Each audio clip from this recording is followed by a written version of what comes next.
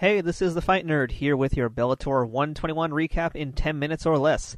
If you don't get your event done in 10 minutes or less, your pizza is free.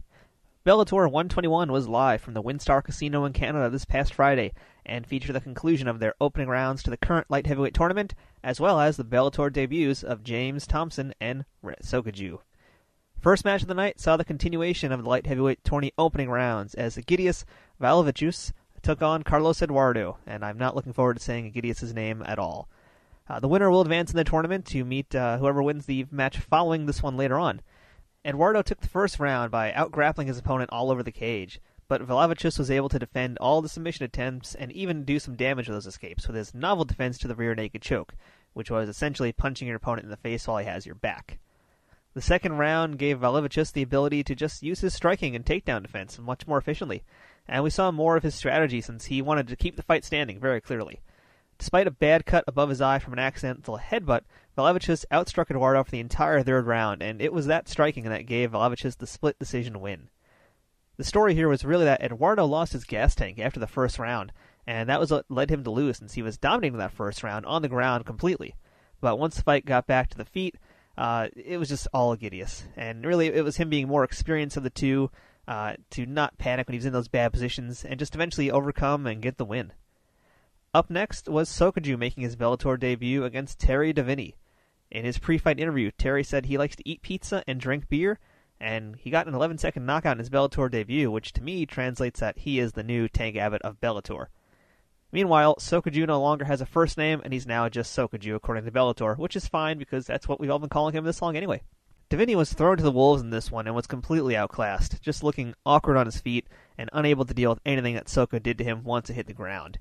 It was a very one-sided affair that ended late in the first round with a rear naked choke, and I'm surprised it even went on as long as it did.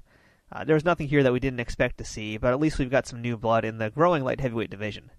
I do want to see more of Davini despite his loss, since he was fun to listen to, so I'm thinking maybe just toss him into a few more feature fights, let him get a little bit better, and then let's see if we can toss him into a tournament and see how he does there. As for Sokodjou, the plan for him has to be to build him up and throw him into the next light heavyweight tournament, and I would definitely like to see him fight King Mo, Emmanuel Newton, Rampage Jackson, hell, I'd even watch him fight Joey Beltran. There's nothing to be impressed by with his Bellator debut here, though, so I just want to see what's next for the African Assassin before I make any further judgments on him. Following that beatdown, we had Eric Prindle taking on the Colossus James Thompson, who's also making his Bellator debut here in this heavyweight brawl that gave us exactly what we expected to get from it. Before I talk about that fight, though, I've got to ask, what the hell was Bellator thinking by reminding us of the Prindle versus Santos nutshot mess and trying to promote it like it was an awesome moment in the history of their company? Completely wrong, completely odd. I don't want them to ever mention that ever again. Anyway, the fight itself showed us a more mature James Thompson, since he did not rush in like he's known for doing, and instead took Prindle down and held position, smashing him with a deliberate ground and pound instead of messy fists flying everywhere. And that's what led Thompson to get his TKO victory over Prindle. I gotta say, Thompson looked awesome in his debut, and there's really not much I can say here about Prindle because he did as much as he did when he fought Cole Conrad. Nothing. Prindle was complaining about shots to the back of the head, but I can't say I saw any of that from the angles we saw on TV, and if that did happen, it happened very early in the fight before referee Rob Hines warned him to stop. I'm looking forward to seeing Thompson brawl some more with the other heavyweights in the Bellator division. He's a much-needed boost of excitement there. And as for Prindle, this guy just cannot hang with the top dogs, and he's gone 1-5 since 2012. I think it's time for Prindle to either consider a new team to work with or something to get back into the winner's circle. After that, we got a catchweight fight from the prelims between Steve Garcia and Cody Walker, which saw Walker just coming forward hard off the bat and walking into anything and everything that Garcia threw, which worked out well for Garcia since Walker stuck his face right out into a left hook and ended the fight with a dramatic knockout. Walker went down like a tree being chopped in the woods, adding another highlight reel moment for Bellator, and an awesome win for Garcia. He looked good in that fight.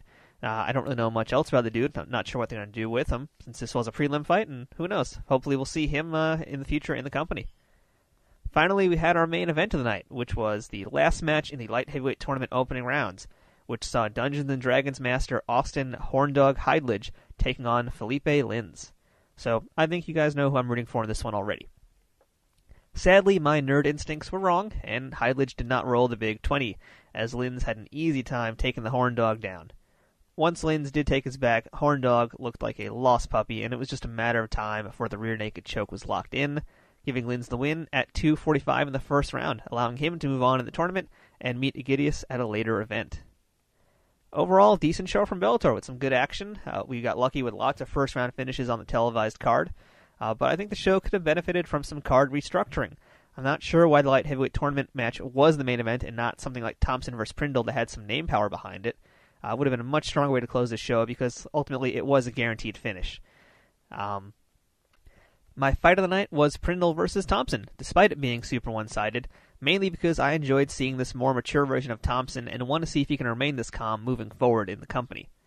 Finish of the night goes to Steve Garcia and his YouTube-worthy knockout of Cody Walker. If you haven't seen it yet, try and find it somewhere. My dud of the night was Sokodjou versus Davini, since it was purely there to give Soko an easy win and introduce him to the Bellator fans. And frankly, it was too easy of a win for him to give him any credibility whatsoever. And lastly, I want to add that I want to see Heidlich and Davini have a match together, because who doesn't want to see Bellator's Tank Abbott fighting a Dungeons & Dragons player? So that is your Bellator 121 recap in 10 minutes or less. Let me know if you agree or disagree with any of my points, and don't forget to like, subscribe, share, tweet, twat, Facebook, and whatever else you do on social media. And I will see you guys next time.